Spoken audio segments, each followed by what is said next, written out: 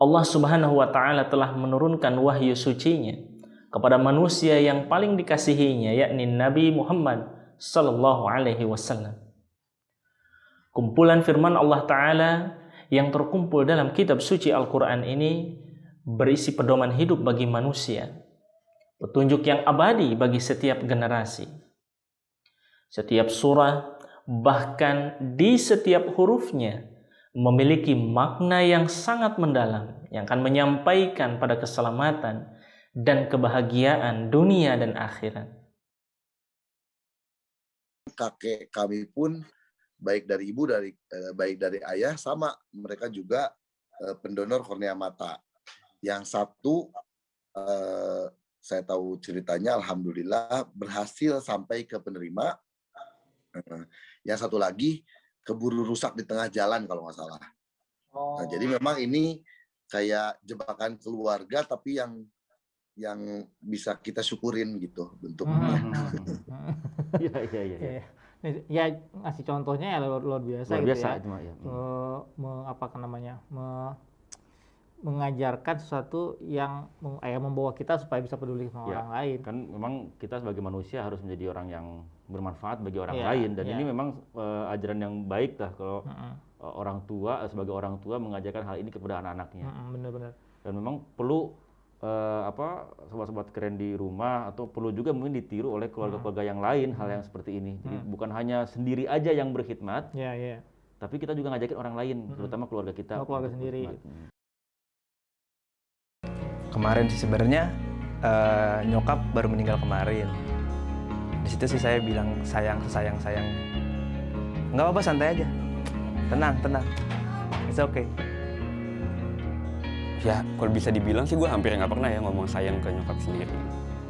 Tapi intinya gimana pun juga tindakan gue ya menunjukkan kalau ya gue tuh ada buat dia. Jadi kita itu dulu belajarnya masih menggunakan bahan-bahan yang berbahasa Indonesia. Dan sekendari itu ya. Sumbernya yang berbahasa Indonesia yang menjadi sumber dasarnya. Ya kan, dan itu kita ketahui terbatas karena memang belum diterjemahkan semua. Tetapi di Kadian yang menjadi menarik, yang menjadi menurut saya satu kelebihan lah. Tapi memang ada juga Jamiah Indonesia memiliki kelebihan, Jamiah Kadian memiliki kelebihan juga.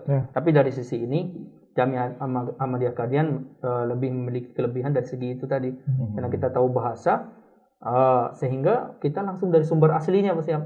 Jadi dari sumber asli buku-buku pendiri Jemaat Ahmadiyah itu tadi, Hazrat Masih Maud Wassalam, dan pelajarannya di kelas juga langsung dari buku-buku aslinya, gitu. Jadi bahan kita lebih banyak lah, sumber kita lebih banyak dibandingkan kita dulu di Indonesia.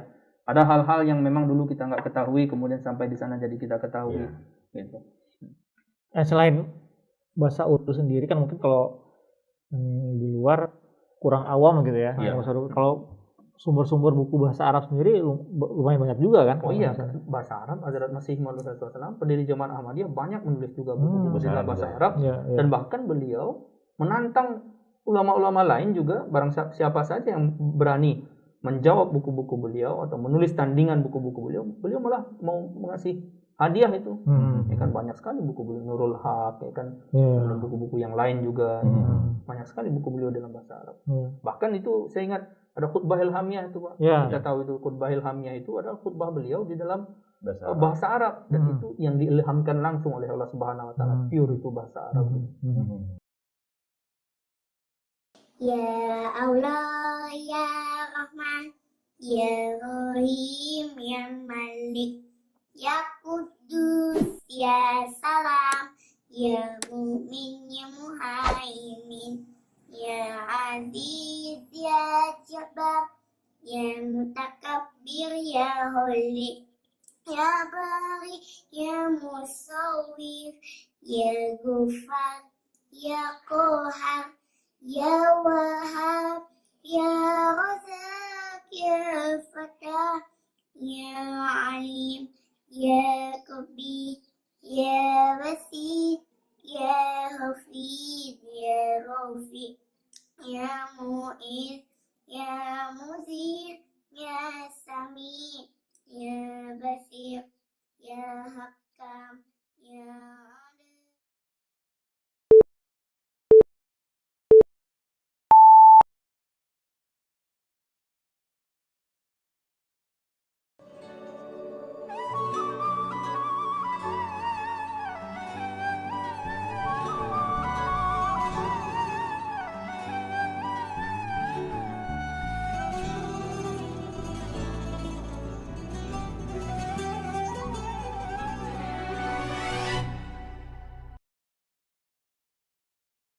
Assalamualaikum warahmatullahi wabarakatuh. Asyhadu an la ilaha illallah wahdahu la syarikalah wa asyhadu anna Muhammadan abduhu wa rasuluh. Amma ba'du, fa'udzu billahi minasyaitonir rajim. Bismillahirrahmanirrahim.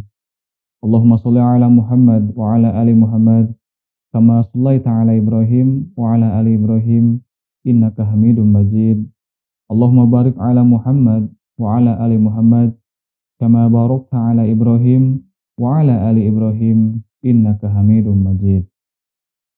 Para sahabat Majelis Darah Subuh Islamku Keren yang saya muliakan, pada kesempatan kali ini saya akan menyampaikan materi berkenaan salah satu Asmaul Husna atau sifat-sifat Allah Ta'ala, yaitu Al-Ghaffar.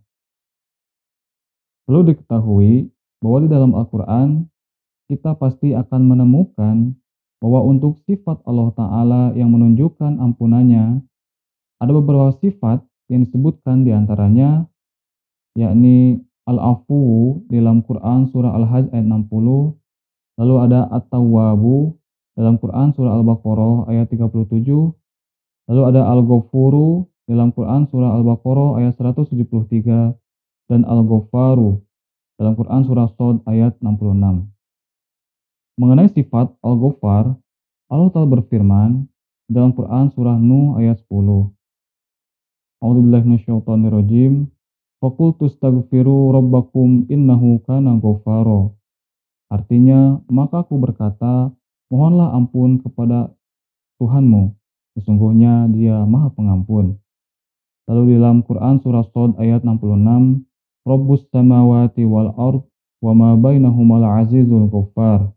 Artinya, Tuhan seluruh langit dan bumi, dan apa yang ada di antara keduanya, yang Maha Perkasa, yang Maha Pengampun. Lalu dalam Quran surah Toha ayat 82, Wa inni laghaffarul liman taba wa amana wa amila sholihan tsumma ihtada. Artinya, tetapi sesungguhnya aku Maha Pengampun bagi siapa yang bertaubat, beriman dan beramal saleh, kemudian tetap berpegang teguh pada petunjuk. Nah, pertama-tama kita harus mengetahui bahwa manusia itu mempunyai kelemahan dan ada kecondongan untuk berbuat salah dan dosa.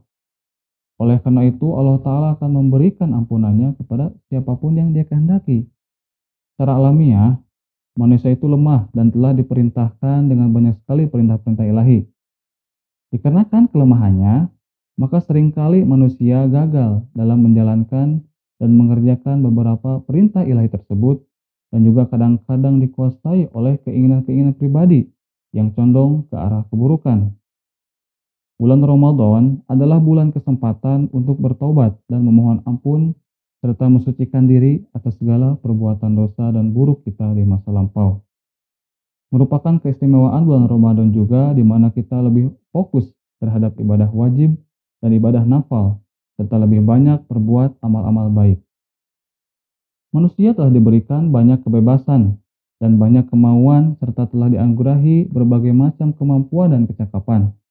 Tetapi jika manusia menyalahgunakan kemampuan dan sifat-sifatnya yang telah dianugerahkan oleh Allah, maka ia jatuh ke martabat yang lebih rendah dan dia telah berbuat dosa.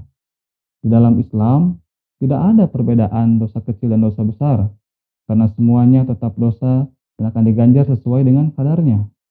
Sebagaimana di dalam Al-Quran, Allah Ta'ala berfirman, "Fama ya'mal mithqala dzarratin khairan yarah, wa ma ya'mal mithqala dzarratin syarran yarah." Artinya, maka barang siapa yang berbuat kebaikan seberat zarah, ia akan melihatnya. Dan barang siapa berbuat keburukan seberat zarah, ia akan melihatnya. Quran Surah Al-Zilzal ayat 7 dan 8. Jangan pernah beranggapan bahwa kita tidak boleh melakukan dosa besar, namun kita boleh melakukan dosa kecil. Nah, anggapan semacam ini benar-benar salah. Memang ada kategori berbeda untuk dosa, namun di mata Allah dosa itu sama. Dosa itu ibarat racun, dan racun itu harus disembuhkan dengan obat penawar. Mengapa racun ini diciptakan untuk manusia? Nah, jawabannya adalah seandainya racun ini tidak ada di dalam diri manusia, maka racun kesombongan dan keangkuhan akan merajalela di dalam tubuh manusia, dan dia akan binasa. Dosa menghindarkan manusia dari bahaya yang ditimbulkan oleh ketakaburan dan keangkuhan. Oleh karena itu, taubat adalah obat penawar racun tersebut. Nabi Muhammad SAW selalu membaca istighfar 70 kali setiap hari. Lalu bagaimana dengan kita yang hanya pengikutnya? Nah, sekarang saya akan jelaskan maksud dan arti dari sifat-sifat Allah Ta'ala yang tadi. Al-Afuwu, At-Tawwabu, Al-Ghafuru, dan Al-Ghaffar. Yang pertama, Al-Afuwu artinya adalah Allah Ta'ala itu maha memaafkan. Nah, sifat ini untuk orang-orang yang tidak berdosa atau bagi yang berusaha menjauhi dosa. Dalam hal ini, Allah Ta'ala akan memaafkan kesalahan-kesalahan hambanya yang disebabkan kelemahannya kadang-kadang berbuat khilaf dalam berusaha mensucikan dirinya. Sifat afuun ini lekat dengan sifat sattar, yang artinya dia maha menyelubungi. Artinya adalah segala kesalahan dan kekhilafan seseorang itu tidak akan disebut-sebut atau ditampakkan lagi dan tidak akan dibalas dengan siksaan. Bahkan dalam salah satu doa di bulan Ramadan disebutkan juga bahwa Allah Ta'ala itu afuun, yakni Allahumma innaka afuun tuhibbul afwa fa'fu anni. Artinya, wahai Allah, engkau adalah maha pengampun, engkau mencintai ampunan, maka ampunilah aku. Selanjutnya ada At-Tawwab. Artinya adalah Allah Ta'ala maha menerima taubat dari hamba-hambanya yang berdosa. Allah Ta'ala banyak menerima taubat atau penyesalan hambanya dan hasil taubatnya, maka Allah Ta'ala akan memperlihatkan kasih sayang atau sifat rahimnya. Nah, jadi langkah pertama bagi manusia jika dia ingin meraih sifat Ghafur, Ghaffar, dan Afuun Allah Ta'ala, maka dia harus menjadi penerima sifat Allah Ta'ala At-Tawwab dengan bertobat sungguh-sungguh. Sifat At-Tawwab ini lebih dekat dengan sifat rahimiyat Allah Ta'ala. Sedangkan magfirat Allah Ta'ala itu lebih dekat dengan sifat rahmaniyat dan malikiyat Allah Ta'ala. Maka pertobatan manusia itu menjadi satu wasilah atau perantara untuk mendapatkan magfirat dengan adanya usaha-usaha manusia supaya diterima taubatnya, atau adanya tuntutan kepada manusia supaya bekerja keras meraih ampunan Allah Ta'ala. Syarat-syarat supaya diterima taubat diantaranya adalah yang pertama, penyesalan, yakni seseorang yang menanamkan penyesalan atas dosanya di masa lalu, maka dia akan mengingat dosa masa lampaunya dan membawanya ke dalam ingatan serta sangat menyesalinya. Yang kedua, seseorang harus memenuhi dan menyelesaikan semua tanggung jawabnya di masa lalu yang belum mampu ia penuhi. Yang ketiga, seseorang harus berusaha melenyapkan dosa dan membersihkan dirinya dari dosa-dosa di masa lampau. Yang keempat, mencari ampunan dari seseorang yang pernah dilukai atau meminta maaf, atau seseorang tidak hanya menghapuskan rasa sakit yang telah disebabkan, namun juga ia harus meminta ampunannya. Yang kelima, memperbaiki kesalahan-kesalahan, atau seseorang harus memperlihatkan perbuatan baiknya kepada orang-orang yang telah ia sakiti atau lukai dengan kemampuan terbaiknya. Jika dia tidak bisa melakukannya, maka setidaknya dia harus berdoa untuk mereka. Yang keenam, bertekad untuk tidak pernah melakukan dosa lagi, atau seseorang bersumpah di dalam hatinya bahwa dia tidak akan pernah melakukan dosa dan selalu bertekad untuk tidak terjerumus melakukan dosa. Yang terakhir, seseorang harus mulai mencondongkan jiwanya kepada kebaikan dan dia berusaha keras untuk menanamkan ketulusan pikiran dan perbuatan di dalam hatinya. Nah, selanjutnya ada Al-Ghafur. Nah, artinya adalah meskipun manusia banyak sekali melakukan dosa dan kadang-kadang menjadi tidak patuh, namun Allah Ta'ala masih mengampuni ketika manusia meminta untuk ampunan dan bahkan ketika manusia itu sendiri tidak memohon. Allah Ta'ala mencintai hambanya memberikan ampunan, sekalipun orang tersebut mempunyai kesalahan yang memenuhi langit dan bumi. Namun jika ia benar-benar bertaubat dan meminta ampun, maka Allah Ta'ala akan mengampuninya. Nah, Al-Quran menyebut kata Al-Ghafur itu tak kurang 91 kali dan ada sebanyak 70 kali kata Ghafur ini disandingkan dengan kata Rahim. Nah, selanjutnya yang kita bahas adalah Al-Ghaffar. Artinya adalah dia maha pengampun. Hazrat Masih Maud alaihissalam bersabda tentang sifat Al-Ghaffar. Beliau bersabda, kata ini berasal dari gofaro yang artinya adalah menutupi. Arti dan maksud sebenarnya adalah Allah Ta'ala dengan kekuatan ilahiyahnya menyelamatkan seseorang yang meminta ampun atau beristighfar dari kelemahan alamiahnya. Tandanya adalah Allah Ta'ala akan memberikan kekuatan dari kekuatannya, lalu akan memberikan pengetahuan dari pengetahuannya, serta akan memberikan cahaya dari cahayanya. Disebabkan Allah Ta'ala sendiri tidak memisahkan atau menjauhkan manusia dari Allah setelah penciptaan manusia. Akan tetapi Allah Ta'ala itu adalah pencipta manusia dan pencipta segala kekuatan internal dan eksternal. Maksudnya adalah selain Allah Ta'ala itu sebagai pencipta namun juga sebagai pelindung atau qayyum. Dikutip dari Review of Religion Urdu volume 1 halaman 192 sampai 193. Oleh karena itu, jika kita ingin meraih sifat Al-Ghaffar, Allah Ta'ala, maka ada beberapa syarat yang harus kita kerjakan. Nah, sebagaimana di dalam Al-Quran dijelaskan, wa inni laghaffarul liman taba wa amana wa amila sholihan tsumma ihtada. Artinya, tetapi sesungguhnya aku Maha Pengampun bagi siapa yang bertaubat, beriman dan beramal saleh, kemudian tetap berpegang teguh pada petunjuk. Dalam Quran surah Toha ayat 82. Nah, pertama dia harus bertaubat. Allah berfirman dalam Al-Quran, ya ayyuhallazina amanu tubu ilallahi taubatan nasuha. Artinya, hai orang-orang yang beriman, bertaubatlah kepada Allah dengan seikhlas-ikhlasnya taubat. Quran surah At-Tahrim ayat 7. Selanjutnya ada innamat taubata 'alallahi lillazina ya'maluna su' bijahalatin tsumma yatubu min qarib. Artinya sesungguhnya taubat kepada Allah dikabulkan hanya bagi orang-orang yang berbuat kejahatan karena kejahilan, kemudian mereka bertobat dengan segera. Dalam Quran surah An-Nisa ayat 17. Lalu dalam hadis dikatakan at-taibu minadz dzambi kamal la dzanbalahu. Artinya orang yang bertobat dari dosa seolah-olah dia tidak pernah mengerjakan dosa. Hadis riwayat Ibnu Majah.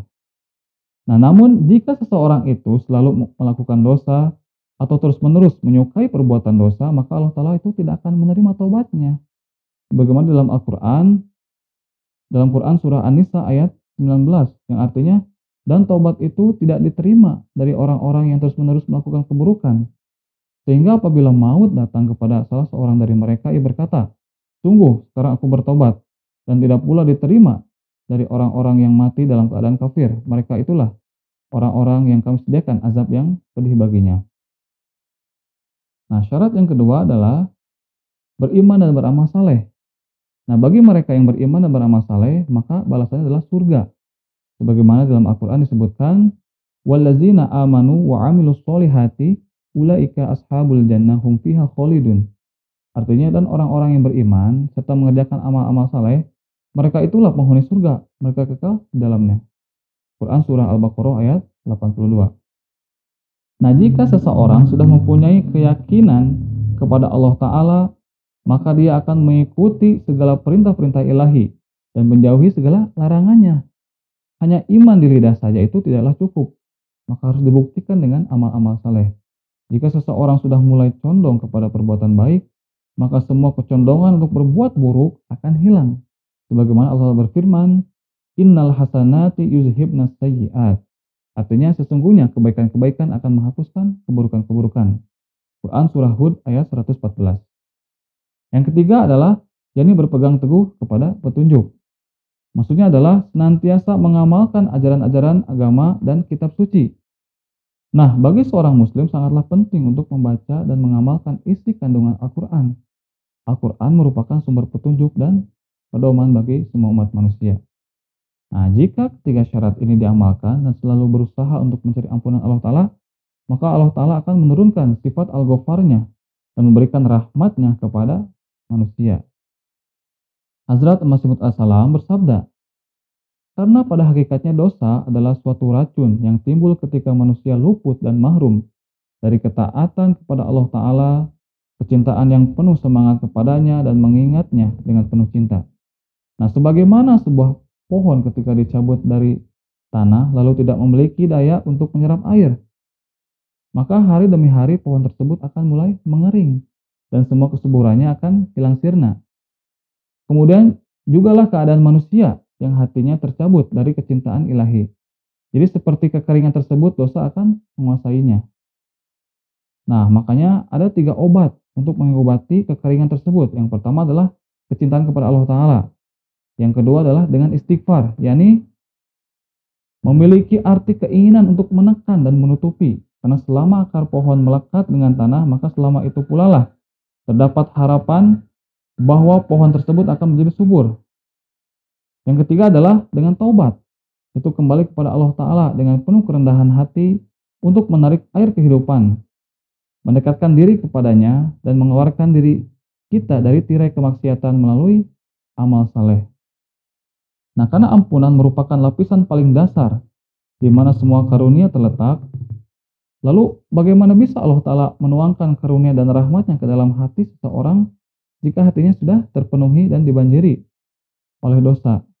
Bagaimana kita ketahui bahwa sifat-sifat yang dibawa oleh Allah Ta'ala itu tidak akan masuk ke dalam hati yang kotor. Nah, selanjutnya, karunia Tuhan akan turun kepada seseorang ketika hanya hatinya bersih. Sebuah pakaian dicelupkan ke dalam warna hanya jika dibersihkan sepenuhnya. Namun jika kita mencuci dan membersihkan hati kita dari dosa sepenuhnya, maka akan ada karunia Tuhan akan memenuhi hati kita.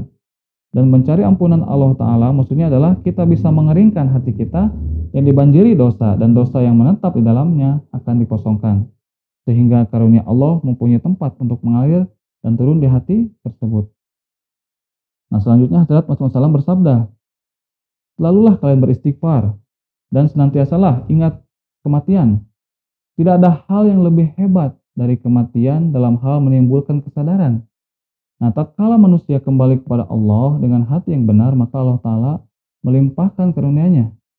Pada saat manusia bertobat dengan hati yang sungguh di hadapan Allah Ta'ala, maka pertama-tama Allah akan memaafkan dosanya. Lalu dia akan memulai satu hisab atau perhitungan baru bagi hamba itu.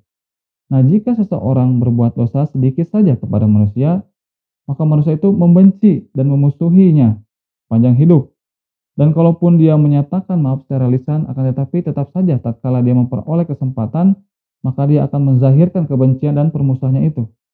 Hanya Allah Ta'ala yang apabila manusia datang kepadanya untuk bertobat dengan hati yang benar, maka dia memaafkan dosa-dosa orang itu, dan tobat itu dia limpahi rahmat.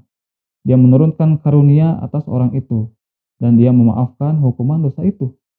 Nah, sebelum melakukan setiap pekerjaan, pikirkanlah, perhatikanlah apakah dari itu Allah Ta'ala akan ridho atau murka. Dikutip dalam Al-Fuzat, volume 3, halaman 247 sampai 248.